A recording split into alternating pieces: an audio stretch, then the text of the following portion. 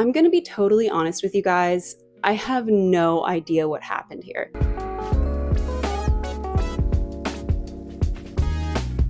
Hi there, my name is Tessa, and today I'm going to be talking about some of the outfits at the 16th Annual Governors Awards, which is kind of the first red carpet stop for Oscars hopefuls. But before I get into it, let's get a few things out of the way first. Because dozens of celebrities attended this event, I can't talk about every single person. And since none of the men bothered to wear anything remotely interesting, I decided to skip over them entirely. But if you feel like there's a person that I did truly miss, just leave a comment down below and I'll try to respond. Also, this is obviously my opinion, and it's totally okay if we disagree, so don't start waving your pitchforks. We're gonna start off with Amanda Seyfried in Valentino. With the polka dots, the bow, and the fur sleeves, this whole look is very micro-trendy. Now that isn't a deal breaker for me, but I do feel like the execution is just a little bit lackluster. Like the bow is a little bit flat and cheap, her hair isn't as dramatic as it could have been, and I also think that the jewelry is just a little bit old-fashioned. Next is Kristen Stewart in Rodarte. Everything about this is so boring to me. The dress, the glam, the accessories, or lack thereof. It just feels like the type of thing someone could whip up in 2 hours after a trip to the craft store with a glue gun. Next is Emma Stone in Louis Vuitton. I'm actually surprised by how much I dislike this, considering it's a fundamentally simple dress. I know they had no way of knowing what color the carpet was going to be ahead of time, but my god, she completely blends in, to the point that it actually looks like they had the exact same fabric supplier. I also don't love that sort of bedazzled ring around her. She isn't a planet, and the square armpit hole is just bizarre, and it's all I can look at. Next is Jennifer Lawrence in Dior. I love the draping. It's very statue of a Greek goddess come to life, and it makes what would otherwise have been a very simple look a little bit more interesting. I just wish that they'd gone for like a really chunky, dramatic earring just to bring some attention back to her face. Next is Emily Blunt in Schiaparelli. I'm usually a sucker for a red dress, but this just isn't doing it for me. The sheer panel isn't very sexy. It just looks kind of awkward, like she's waiting for a wardrobe malfunction to happen. And I don't love how wrinkly the shoulder is.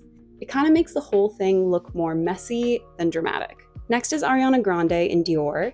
I'm really glad that they didn't make the belt as prominent as it was on the fall-winter 2007 runway, because even though it is a Dior brand staple, it can also be a little bit distracting. They're definitely going in an old Hollywood glamour direction, which has kind of been her go-to for the entire Wicked press tour. And don't get me wrong, I think that she looks beautiful, but I just feel like the hair and makeup could have done a little bit more for the look and given it some more oomph. Next is Cynthia Erivo in Givenchy. This is a really fun combination of Glinda and Elphaba's signature colors, and I really like this sort of watercolor floral print. But I do wonder if once all of this Wicked press is done, if she's not gonna wear green for like the next few years. The fringe skirt adds some great movement and texture, and I really like the structure the sort of trench coat silhouette adds to the top. It's just very unusual for a red carpet. Next is Jennifer Lopez in Tomorrow Ralph. I haven't been keeping tabs on her Kiss of the Spider-Woman press tours, but based on what I know about the movie, this does feel like it's on theme. The dress fits her beautifully, and I really like the volume of the train. It's very dramatic, but I do feel like the gloves almost make it veer into costume territory, but I can live with it. I vaguely recall someone else wearing something similar,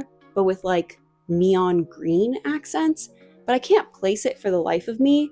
So if anyone knows who I'm talking about, please let me know in the comments. Next is Queen Latifah in L'Enfant. There isn't a single thing about this that I like. The color is totally washing her out.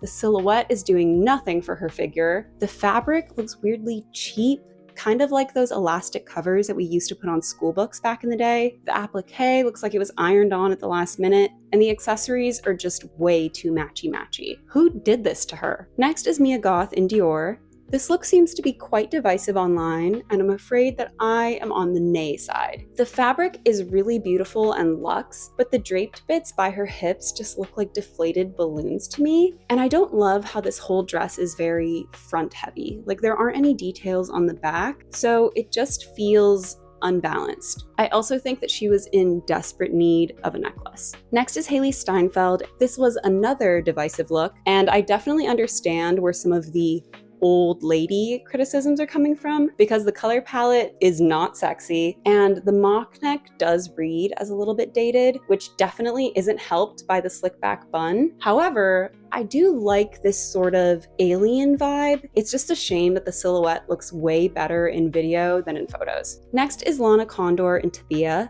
It honestly looks like she's auditioning for Dynasty or something. The sleeves are just a little bit too puffed for my taste, and the bedazzled detail across her chest just doesn't make any sense. Next is Dakota Johnson in Valentino. Dakota tends to go in a sort of simplistic chic direction with all of her outfits, and this definitely fits into that category. The color is absolutely lovely on her, like it really makes her eyes pop, and I like the more simple pendant necklace because sometimes that's all you need, and I feel like a lot of celebrities tend to go with the giant like collar. However, with all of that said, I do feel like there isn't anything about this look that's really making me go, wow. Next is Chase Infiniti in Louis Vuitton. Her stylist is definitely taking a page out of Law Roach's playbook for Zendaya, because even though I have no idea what project she's in, I'm always keeping an eye out for her on red carpets. I really like the shape of this dress. It's like a very chic wedding cake, and I really love the styling.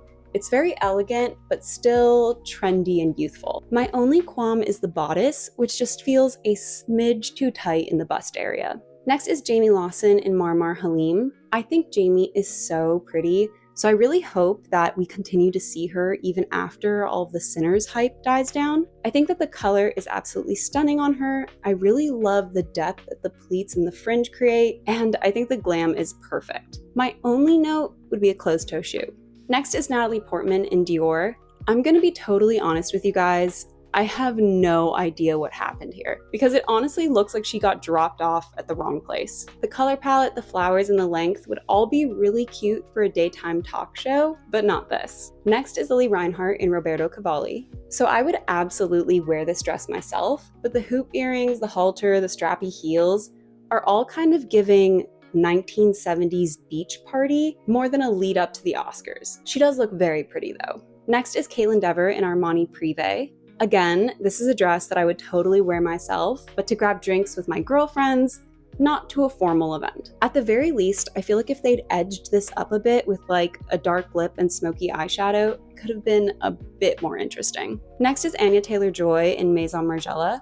Kim Kardashian recently wore a look from this collection on a different red carpet, but I think it works way better on Anya, mainly because the corseted waist still looks dramatic, but not ill-fitting or uncomfortable. I also just love seeing her in these sorts of flowy dresses because it's very elven warrior princess. I'm just surprised that they didn't save it for the Dune press tour because it would have been perfect. Next is Isabela Merced in Dilara Findicoglu. Something about the high neck, veil, sleeves combination kind of creates this weird floating head effect, which doesn't really work for me, but I think that's mainly because of how petite she is. Like, it just doesn't really work for her proportions, and I feel like I would like this look on somebody else. But on the plus side, because the focus is on her face, you can really appreciate how pretty she is. Next is Tessa Thompson in Valentino.